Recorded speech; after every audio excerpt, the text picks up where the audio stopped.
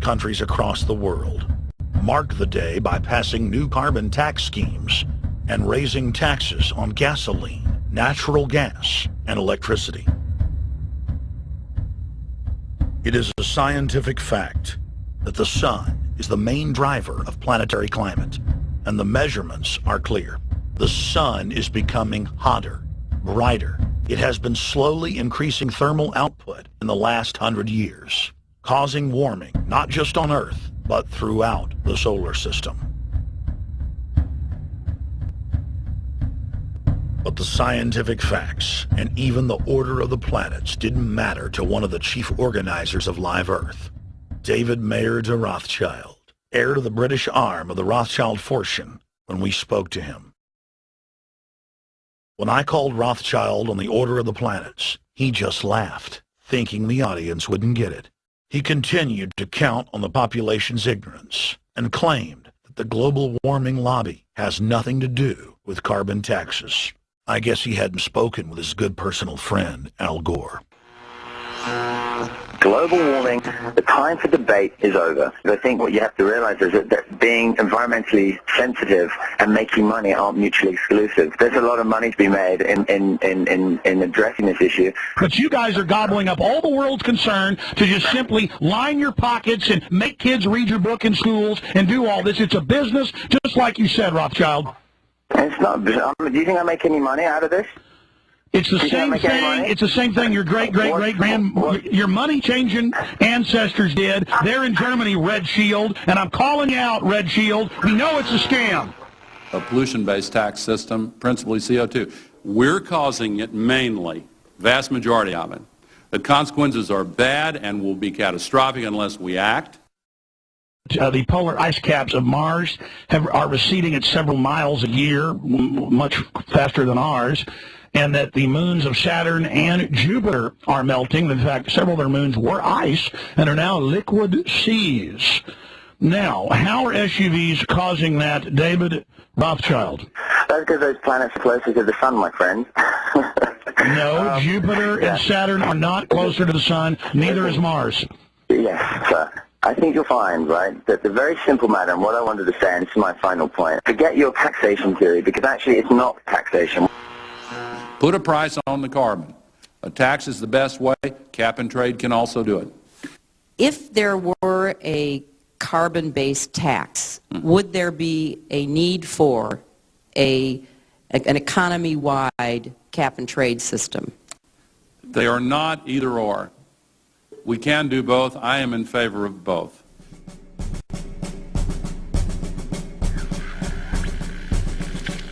The architects of the New World Order are in a race to complete the structure of world government so they can suppress the independent development of technologies that threaten their monopoly of power, while at the same time steering new developments in the direction the architects chart for humanity.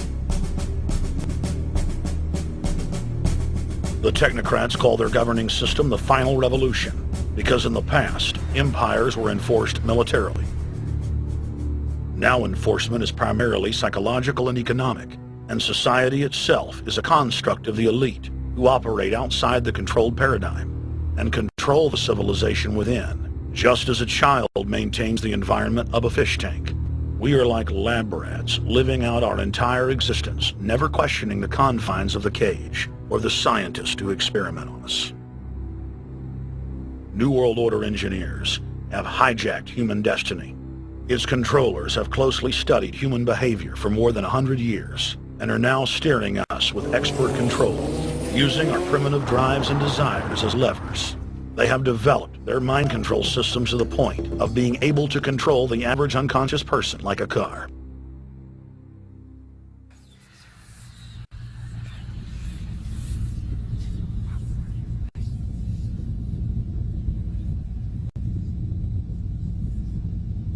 Eugenics dominated the 20th century. Its ruthless spirit has now metastasized into the fields of genetics, nanotech, and robotics. But that's not surprising. From their inception, all three disciplines have been dominated by eugenicists. The billionaire founder of Sun Microsystems, Bill Joy, courageously went public in 2000, to warn of a cancerous consensus among the technocratic elite that at best humanity would be completely enslaved by the year 2030, and at worst, mass extermination of everyone but the elite would take place. A who's who of the techno-elite are members of what is known as the transhumanist or post-humanist movement. Many of its adherents see only the beneficial aspects of technology's exponential rise, like bringing sight to the blind, sound to the deaf, and longer life for all. But what many of them don't know is that master eugenicist Julian Huxley founded transhumanism, and that society's controllers openly admit that the new system is designed to progress into absolute tyranny.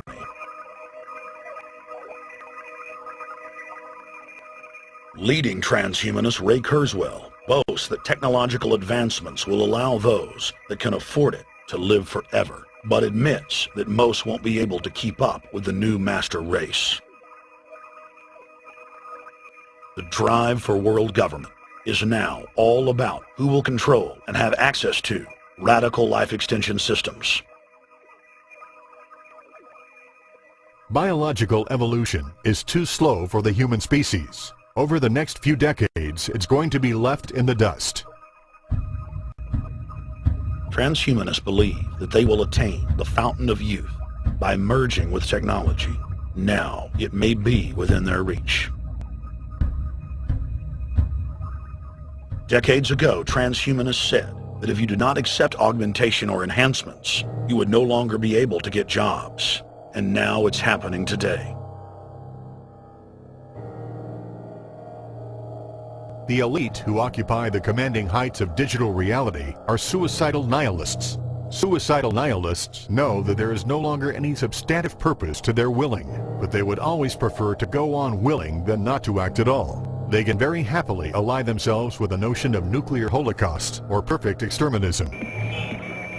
Technology has become so powerful in its capacity for destruction that free humanity cannot afford to let psychopathic technocrats with delusions of grandeur repeat the mistakes of their forebears, because it is highly probable that this time they may destroy everything, including themselves in their mad rush for godhood.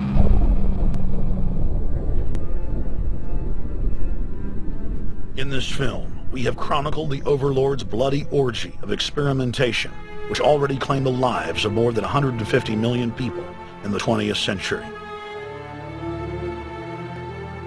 And now, they are promising to deliver an invincible tyranny that will dwarf their past exploits. In the days of World War II, there were sovereign nations and armies to stand against Hitler's final solution. Once world government is in place, no one will be able to stop the New World Order's plans for global population reduction. For those immune to psychological programming, hundreds of FEMA camps have already been built throughout the United States. In their quest for population reduction, no method is off the table. These dark builders intend to release a string of man-made bioweapons plagues, each one worse than the last, while at the same time expanding the police state to enforce an orderly extermination of the population, all in the name of fighting invisible terrorists.